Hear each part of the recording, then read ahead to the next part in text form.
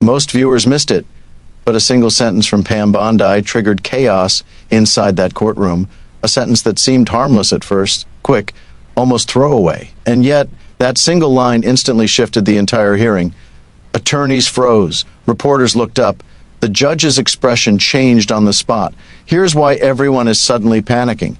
Because when Bondi delivered that sentence, she didn't just misspeak. She unintentionally revealed something her legal team never wanted said out loud, especially not in a public hearing, tied even indirectly to the lingering fallout of the Epstein saga.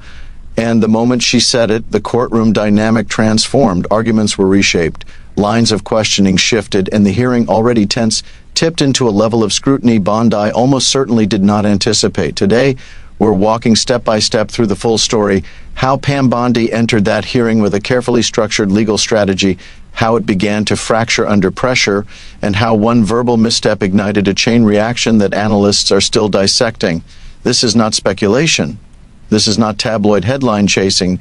Everything we're covering comes from procedures, statements, and public legal dynamics. And by the end of this video, you'll understand exactly why that sentence mattered, what it signaled to the judge, how it reshaped the next phase of the hearing, and why legal experts around the country said Bondi's strategy collapsed under its own weight. This is the moment Pam Bondi's new Epstein-related legal posture didn't just stumble, it blew up live on camera. To understand why Bondi's remarks landed so heavily, we need to set the stage. Pam Bondi's public image has long been intertwined with high-profile legal disputes, political communications, and media-driven narratives. Her sharpness, experience, and political alliances have made her a familiar figure in contentious environments. But this hearing wasn't simply another appearance. It was tied, not directly, but atmospherically and politically, to the ongoing fallout of the Epstein scandal. The revelations, the renewed investigations, the document releases, the court disputes, and the public's relentless demand for clarity about who knew what and when. Bondi wasn't representing Epstein, wasn't defending his estate, and wasn't litigating his crimes, but she was working in a space adjacent to testimony and document handling that intersected with that broader radioactive subject.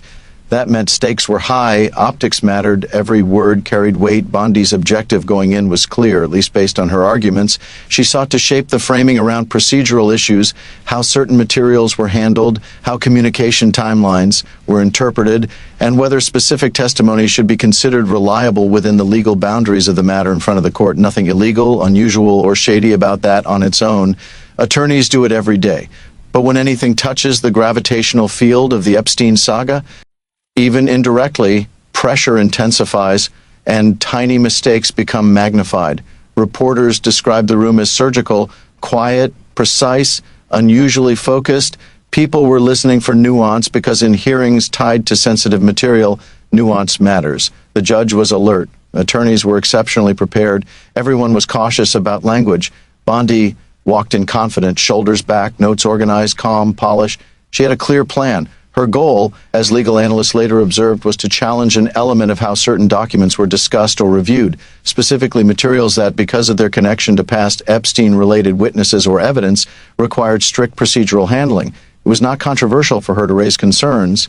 What became controversial was how she framed them and what she implied unintentionally about behind-the-scenes coordination.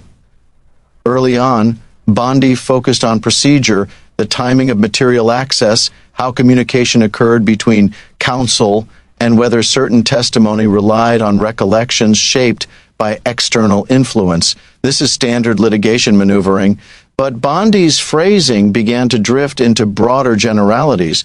She was trying to illustrate that the witness's timeline was unreliable. Then came a pivot, a subtle one, but enough to nudge her argument into dangerous territory.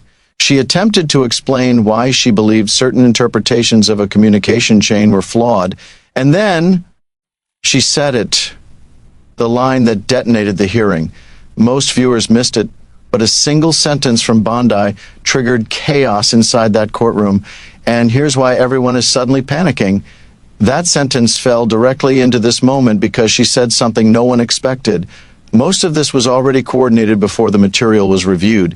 In most legal settings, coordinated is a neutral word, but not here, not with these materials, not with this history. When dealing with evidence that has even a peripheral connection to a high-profile case like Epstein's, coordination before review is extremely sensitive. Procedurally, coordination has to be transparent. Document handling must be standardized, and access must follow strict rules. Bondi's statement, whether she meant it casually or strategically, implied a pre-review communication or agreement about documents tied to an ultra-sensitive subject. That implication, not an accusation, not a proven claim, just an implication, was enough to set the room on fire. Imagine walking into a room announcing, "Don't worry, I already talked to everyone before the meeting," only to realize the meeting was supposed to be confidential. Yeah, that. The shift was instantaneous. The opposing counsel leaned forward. Reporters typed faster. The judge raised his head slowly. In legal environments, body language often reveals more than words, and that single eyebrow lift from the judge said it all. Explain what you just implied, but Bondi wasn't prepared to explain it, because she likely didn't realize the weight of the words she'd chosen. The judge cut in, not aggressively, not confrontationally, but with a tone that signaled concern, not curiosity. "Counselor, when you say coordinated, what exactly do you mean? This wasn't a trap, it wasn't a gotcha. It was a clarifying question, standard practice." But for Bondi's argument, this question was catastrophic, because to answer it, she needed to do one of two things: admit coordination happened, walk back her statement and claim she misspoke. Both were bad options. Why? Because if she admitted coordination, she needed to define who coordinated, when, and why, all of which would raise procedural flags. If she walked it back, she'd undermine her own argument's credibility.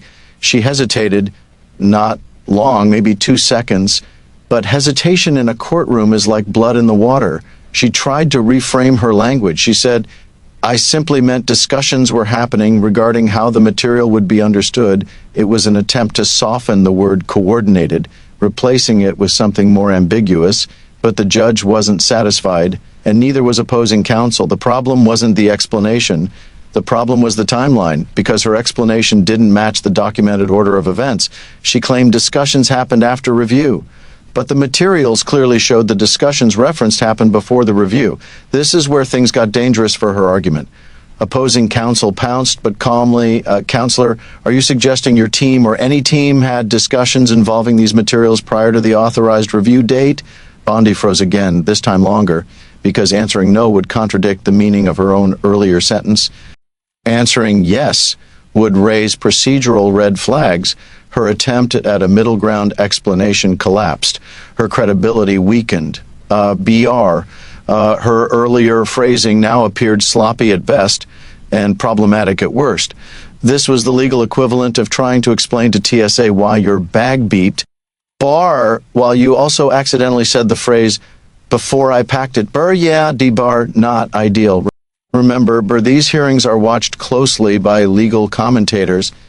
Almost instantly, analysts online began dissecting her error. Their consensus Bondi's slip wasn't proof of misconduct, but it was a sign of a flawed strategy and sloppy messaging. And in a high-sensitivity legal environment where sloppy messaging is dangerous, she had unintentionally implied premature communication or a misaligned timeline and a possibility of behind-the-scenes coordination which again is not proven, not criminal, not unethical by default, but still raises procedural alarms. And here's where Act 2 truly escalates. The judge asked Bondi to later file a written clarification of her statement. Written clarifications are serious.br. They are formal record.br. They can be referenced in future proceedings. They require precision. For Bondi's team, this development was a nightmare, because now the statement she tried to dilute would become part of the official record, not something forgotten in the buzz of a live exchange. What did Bondi mean by coordinated? With whom, when, for what purpose? No one knows yet. And because she must clarify it in writing, the stakes are huge. Although Bondi wasn't litigating an Epstein case, the fact that document handling discussions even touched that subject elevated the political visibility drastically. Commentators began theorizing, not accusing, not asserting, just raising questions.